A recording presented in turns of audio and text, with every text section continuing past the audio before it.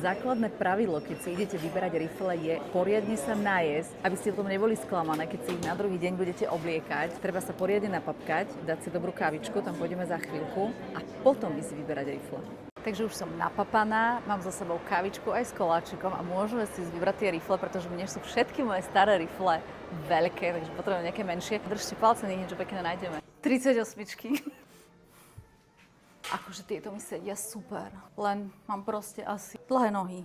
Tento obchodík má také špeciálne veci, tak ja som zvedavá, že či budú mať nejaké netradičné rifle. 34, 36. Máme. Koľko riflí si človek môže kúpiť? To sú tie baggy jeans, že? Má to takto vyzerať široko?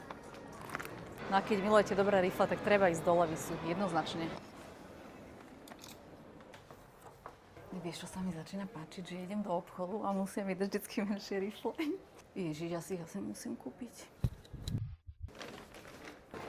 Je? Moja taktika, najeď sa a potom nakupuj vyšla, mám 3 parádne rifle, takže ak budete v podobnej situácii, tak vám držím palce, aby ste mali toľko šťastia, čo dnes ja. Čaute.